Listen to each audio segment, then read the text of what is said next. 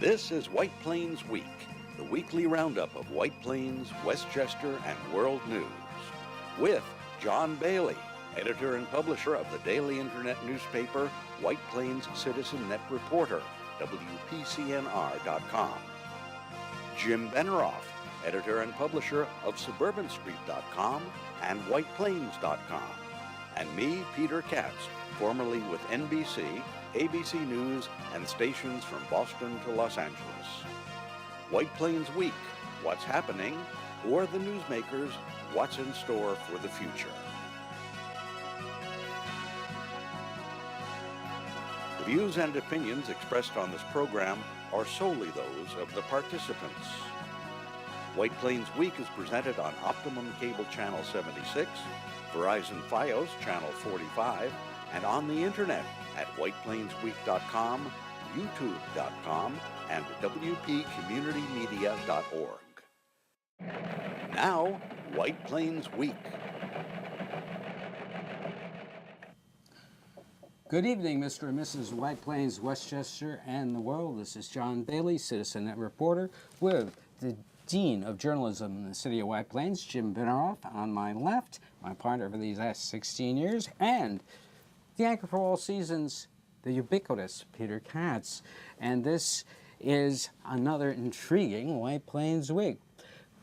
Tell us about some of the headlines. And here are the headlines for this week. County pursues Amazon headquarters without talking to Governor Cuomo. George Latimer receives endorsements of leading women's organizations and criticizes County Executive Robert Astorino for not speaking out on Trump tax plan and how it will affect Westchester residents. Playland takeover by Standard Amusements not clear. Bonds for infrastructure improvement at Playland not yet offered to the legislature. Governor Cuomo goes to Puerto Rico. City sales tax dollars go up 21% from July 17th to August 17th. And we'll have another edition of Trump the President. God help us.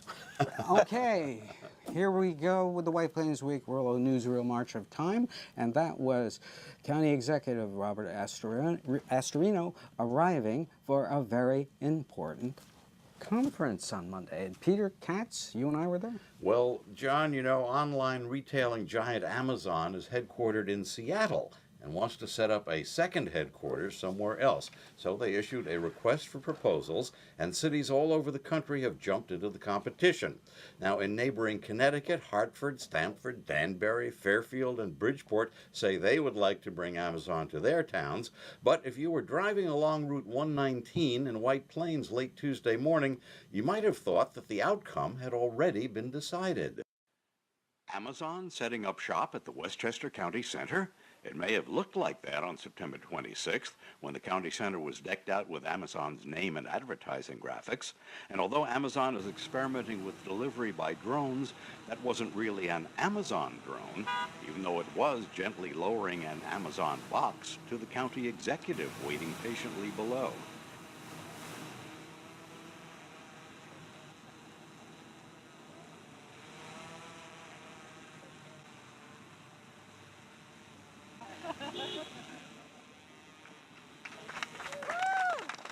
Inside the box, the prepared remarks County Executive Robert Astorino was about to deliver. This is how we do customer fulfillment in Westchester. I ordered remarks, and here they are.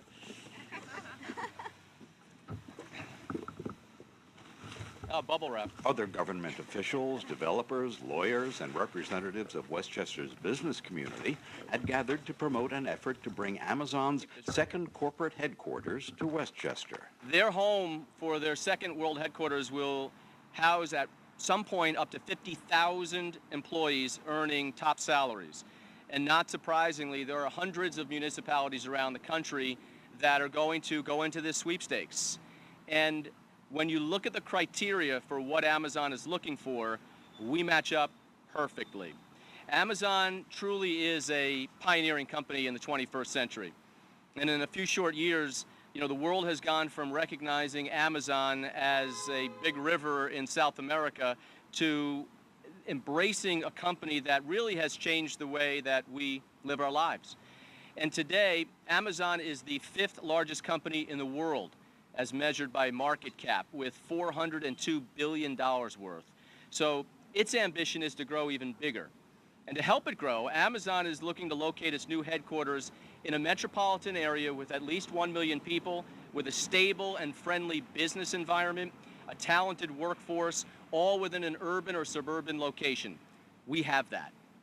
Rick Morrissey, the town supervisor of Somers, pointed to 2 large, vacant former corporate headquarters in his area. Somers has world-class corporate space in the former IBM and Pepsi campuses. The location is in one of the most strategic areas in the metropolitan area. Tech companies have flourished in suburban enclaves, and Somers is a fertile ground for the East Coast tech scene. William Mooney of the Westchester County Association mentioned some of the features Westchester offers. We have probably the best world-class system of hospitals in the entire region. We have New York Presbyterian, we have Northwell, we have Montefiore, Memorial Sloan Kettering, New York Medical College, as a matter of fact, and Westchester Medical. So that to me is a big deal. The other thing is along the 287 corridor, we have an enormous amount of space available there. Astorino said, working with New York State, the county would submit its proposal by the due date, October 19th. You know, this is obviously the Super Bowl. I mean, it's Amazon. When you've got one of the biggest and best companies in the world potentially looking at your location, you've got to go for it, and we're going for it. So, what do you think? Pipe dream, Jim, or a good chance of doing this? I don't know if it's a pipe dream. I think you're going to be competing with a lot of places, and it's really hard to say. And I don't know, how long have those strategic locations in Somers been vacant? Do you know? I don't. Yeah, Years, though. I think Mr. Morrissey said that they were ready to go, you know, and they've been kept up quite well. But if they're so strategic, why hasn't somebody gobbled them up? well, That's a good Maybe question. there's are no up one in big. Somers. Maybe there's no one Yeah. big enough to gobble up. I mean, it's like Yeah. 1 million square feet of space expensive. that's available up there. Anyway, They're an asset. But one thing I did find interesting was I asked Mr. Astorino, had he talked to Governor Cuomo about this, and is he behind it? And he said no, he had not talked to Governor Cuomo, and that is a big person not to talk to. well, I mean, look, there's a lot of speculation that Astorino is going to again challenge Cuomo for governor. So, you know, if you were Cuomo, would you want to do something to make Astorino look good? Well, I think what Astorino has done is he has co-opted the issue by really pushing this right out front.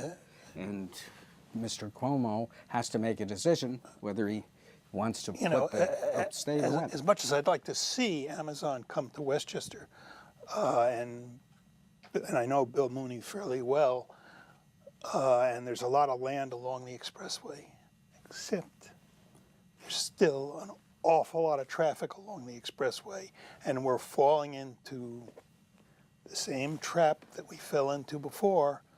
They're building apartments along there now. They're putting a supermarket along there. That stuff is going to generate huge amounts of traffic. And if you're going to build a 1 million square foot building or a 500,000 square foot building, you're going to generate a lot of traffic. And aren't Can they- the yeah. Cross-Westchester Express Aren't they handle it? mostly individually owned properties too? Well, They'd have to be they, a they are. separate- I mean, you'd have to put a package together. But actually, if we just flip what Jim said, that's one more reason to take a look at the existing IBM and Pepsi facilities up in Somers. I think that which makes- handled that kind of traffic. That before. makes much more sense, I think. Yeah. Mayor Roach was not there because he was attending the mayor's conference upstate. Yeah. And now there was another rally, 2 straight rallies by George Latimer, and we attended this one, which was held yesterday at noon. Tell us about it. Yeah, well, actually, Latimer had received some endorsements from various women's groups, and he's been holding news conferences on a regular basis. Now, Latimer, as we know, is a state senator, and he's been running against Robert Astorino in the race for Westchester County Executive. Latimer got the County Democratic Committee endorsement to go ahead and do that, and he beat out in a primary run Ken Jenkins, the county legislator. So he held a news conference yesterday in front of the county office building in White Plains to call for more transparency in government. He charged that Astorino has been too secretive and cited as one example the failure to disclose exactly what went on at an office the county rented in Manhattan and how much was spent there. Latimer also took questions, including some from John and me. Westchester County opened an office on Park Avenue in Manhattan. And the purpose of that office was to identify opportunities for economic development in Westchester County to attract businesses to Westchester County. The office was staffed in a manner in which was not known by the Board of Legislators, nor by the people of Westchester County, nor, I might add, you as the working press. The amount of money that was spent at that office is not clearly understood, and more importantly, the meetings that were held and the results of that effort were not clearly understood. This is opaque government, not transparent government. Do you endorse the effort to bring Amazon to Westchester? I do, and I think that effort should be bipartisan. I think Amazon HQ2 coming to Westchester would be good at every level. You have some competitive places that could accommodate it. Somers, I was in Somers yesterday, and people were very pumped up about that possibility.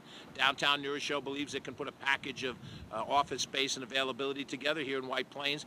But I think that should be a bipartisan effort. And I would tell you this, if I credit anybody, I credit Bill Mooney, because 3 weeks ago, Bill Mooney was talking about, let's put together a plan and a proposal. The press conference of a couple of days ago put people together and said, yes, we're going to move forward on it. I didn't see a very bipartisan effort. I didn't see an effort to reach out to the Democratic members of the legislature, but I don't begrudge that effort. But right now, there's got to be at least 150 communities that have already put in proposals for HQ2. So I'm hopeful that whatever we're doing, we do it in a hurry-up offense. You know, there's still enough time in the game to be competitive, and I would welcome working with anyone to bring those headquarters to Westchester County. Should Westchester residents be at all concerned about the administration's tax revision plan, which would eliminate deductibility of local and state taxes? And I'm going to have Ken comment on this as well in a second. I think they should be very concerned. This is an effort by Donald Trump's administration to reward the red states that voted for him and to punish the blue states that didn't vote for him. There is no way from a federal level that is not an impact for Westchester County with the highest property taxes in the country. So if you can't deduct that, that is a significant and serious issue.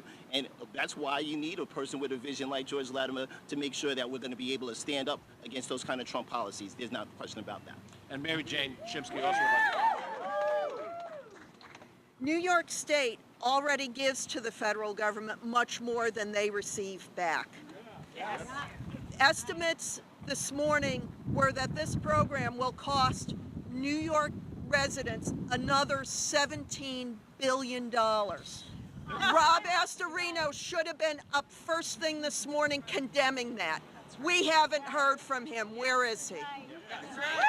Now, is the reward for our good-heartedness, our willingness to go to Puerto Rico, to go to the Keys, another red state in Florida, and we're ready to help our fellow Americans, to have our fellow Americans say, you know what, we want to stick it to you, New York. We want to stick it to you, New Jersey and Connecticut. And I do think the county executive has an obligation to speak out. The governor has spoken out. Many of us in the state and county legislature have spoken out. The county executive should speak out. And if he doesn't, it's because he cares more about what Donald Trump thinks than what the taxpayers of Westchester County think. Now, as of the time we're recording this program, Friday morning, no reaction. No reaction from Astorino and no speaking out on the Trump tax plan. Yeah, we talked with Mary Jane Shimsky, who was at the conference briefly. Picture, please. There she is, about the Playland situation. There's Playland from a while back. And Ms. Shimsky said that at this point, there is no indication if Standard Music is going to move ahead. And also, there's been no movement on the part of the administration to move bonds to the legislators for approving the millions that this county is committed to the playland infrastructure. And we asked the county Department of Communications about, where is it? What can we expect an announcement soon? They didn't get back to us. Yeah.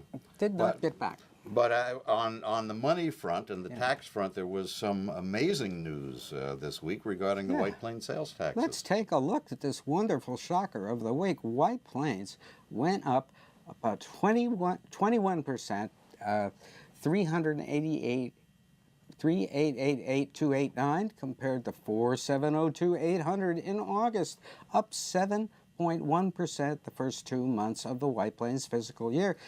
The county was up 6.1%, 40 million to 42 in 2 months. But look how the county did the 2 previous months. The county is up 2.6% in the first 7 months of the fiscal year. This is very good news. It's an $8.5 million. We don't know why it has happened. We can only hope that it continues happening. And actually, that really leads into the Trump thing, because we're stuck on taxes, and taxes was a big thing this week in Washington. Fasten your seatbelt. Fasten your seatbelts. Here we go.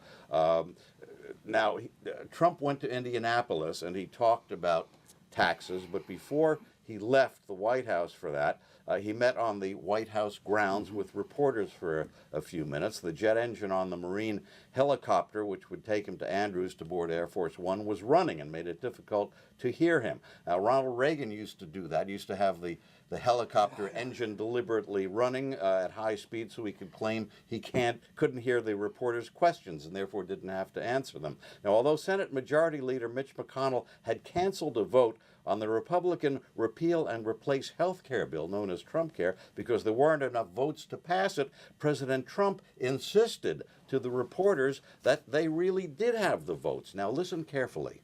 We have the votes for health care. We have one senator that's in the hospital. He can't vote because he's in the hospital. You're talking about Cochran? He can't vote because he's in the hospital. We have 2 other votes that are coming, and we will have them. But the problem is we can't have them by Friday because the reconciliation ends on Friday. So what do you do? So we'll have to do it in January and February. But I feel we have the votes. I'm almost certain we have the votes. But with one man in the hospital, we cannot display that we have them. Plus, some people want to go through a process just to make themselves feel better. That's okay. Now, in addition to insisting that they had the votes, which they did not, you also heard Trump insisting that a Republican senator was in the hospital, and that's why they couldn't have the vote. But there were no Republican senators in the hospital. Now, the one Trump may have been thinking of had long since been discharged from the hospital. Anyway, one vote would not have made any difference because from 4 to 10 Republican senators were set to vote against Trump care, well short of the 51 votes they needed. So was Trump just saying things that were not true, just being Trump, or did he really believe what he was saying? Let's hope he didn't really believe it. That's just Donald. Now, approximately 10,000 shipping containers filled with needed supplies for the people of Puerto Rico in the aftermath of Hurricane Maria have been sitting on the docks and in warehouses, not getting to the people in desperate need of food, drinking water, generators, just about everything else you need. Now, the mayor of Puerto Rico told CNN on Thursday that she made an appeal to federal authorities to help break the logjam, and they told her, and this is a quote, write a memo. It took President Trump 4 days to even acknowledge that a hurricane had hit Puerto Rico and its 3 million U.S. citizens. And we have some footage shot in Puerto Rico a couple of days ago. You had to take a helicopter to go see the areas outside of San Juan. This is within San Juan. And Governor Cuomo of New York went there. He brought along people from the New York Power Authority, experts to figure out how to get the power grid back up. Maybe 6 or more months before they get power in Puerto Rico. That is incredible. This is really a devastated country. Well, I wrote an editorial, which is on my site, and I urge people to go and read it at oped.com. It's called Dealing with Devastation. And it suggested that they send cruise ships. They are delivering supplies with cruise ships now, but I'm talking about sending cruise ships that would be places for people to live on until they could redo the infrastructure. An excellent idea. Sort of what FEMA used to do yeah. with their FEMA trailers in mainland situations. The other thing about the hurricane, you may remember that President Trump, after the Texas hurricane, pledged $1 million of his personal money for hurricane relief. He's going to contribute that. Where's the $1 million? Yes, well, yes, good question. Next Speaking in conference. Indianapolis, Wednesday night, Trump revealed details of his tax proposal. We heard a little bit about that. Some of the key elements you can read about in the newspapers, but there was the issue of deductibility. They want to eliminate the deductibility of your state taxes, your local real estate taxes, your school taxes. This would result in that is not good. people in our area just paying more. I mean, instantly, in our situation, our federal taxes would go up probably $5,000 to $7,000 just as a result of the loss. Those are the deductions of you that. get, just the school tax. Well, can they really do that? Because I thought that that would not be constitutional. They can do it. You're talking about double taxation, and actually, New York's Governor Andrew Cuomo brought that up when he had a very strong reaction. I believe it's unconstitutional. I believe it's illegal, and I would challenge it as double taxation. I pay taxes to my state and local government. You then want to tax me on the taxes that I pay to the state and local government. And it is a pure tax increase. This, from the patron saints of lower taxes, cure the common cold. So all of these cuts go right to the heart of New York. What's outrageous to me is obviously the Republicans control Congress. How a Republican congressperson from the state of New York could be supporting efforts that drive a stake through the heart of their own district is reprehensible to me. You know, you're elected, I don't care what party you're elected by. You're elected to represent the people from your district. How can you support Graham Cassidy, the cuts to DISH, tax reform, all of which hurts your own people in your own district? It means you're more loyal to your political bosses than to the people who represent you. It means you're more afraid of the radical right of the Republican Party than believe in the public service for the citizens of your district. And New Yorkers won't forget. These are not going to be small. They're not going to be innocuous. They're going to be highly damaging and devastating. Now, the New York Times has done an assessment of what we know about the Trump tax plan. Now, the Times says their assessment shows that middle-class families can expect to see their taxes rise if the plan goes into effect. The wealthy will get dramatic tax cuts, despite what Trump says. Gary Cohn, the White House chief economic advisor, when pressed by George Stephanopoulos of ABC News in an interview which aired yesterday, Thursday, said he could not guarantee that middle-class families would see a tax cut and could not guarantee that their taxes will not rise. And Cohn also insisted that the wealthy will not get a tax cut under the Trump plan. And that's exactly what they are getting. Based on the little we know about Trump's own personal tax return, the changes would save him approximately $31 million a year. Well. And save his heirs approximately $4 billion in taxes. That's just based on the very, very little we know about what's in a Donald Trump tax return. Well, that's the end of Trump the president for 1 week. Stay tuned next week for more good news for America. Yes. Now, a sad note, Hugh Hefner died this week. And as he was always known, Hef. You spoke of Hef, you knew it was Hugh Hefner, one You of know, the last of the he magnates. stormed onto the scene, Yeah. really in terms of the consciousness of America, not from so much publishing the magazine, but when he became a television star. Yes. Do you remember the Playboy After Dark program? Yes, I do. He was not a great host, but it was a great concept. It took middle-class America into the Playboy clubs. Yeah. And It was a special guests. an eye-opening change of lifestyle for Yeah. many people. Well, he created a lifestyle. In fact, he went to the University Go of... into the details of how it changed their lifestyle. Well, Well, I mean, it was It a did. I mean, lifestyle that many look, men aspired the to. mores of the country were changing. That's right. Now, what is the push and pull? What is the yin and yang?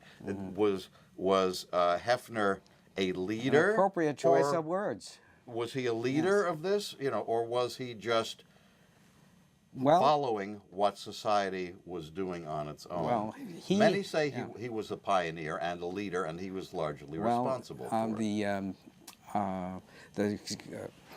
The journalism, Columbia Journalism School gives him credit for publishing many outstanding authors like Ray Bradbury and a series of them that no one ever read. You could always make an argument, well, I get Playboy to read the articles. I don't look at the centerfold. This was a common thing. I mean, and also he created the pullout. Many of the inserts you see in magazines today are based on the whole concept of the centerfold.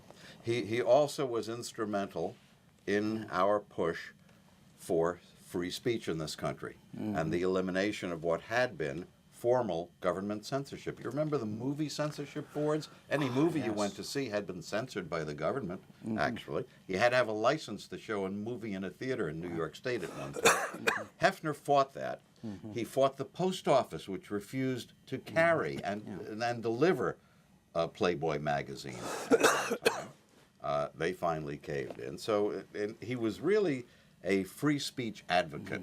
And in many ways, society owes a lot to Hugh Hefner. There are many who think Hugh Hefner destroyed society and destroyed our morals, and you certainly will hear that in certain parts of the country even today. Right. And now we have a bit of good news.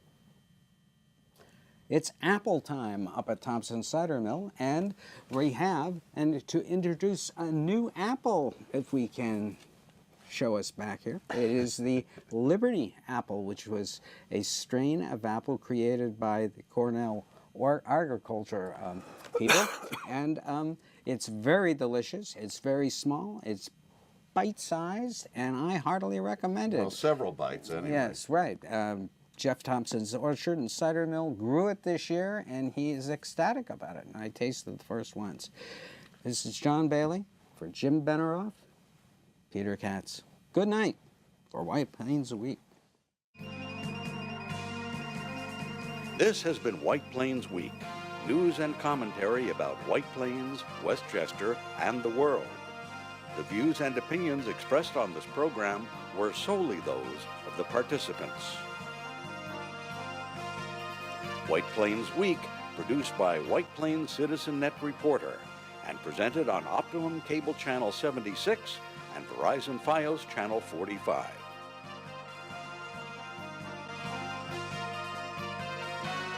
You may view White Plains Week anytime on the internet at whiteplainsweek.com, youtube.com, and wpcommunitymedia.org.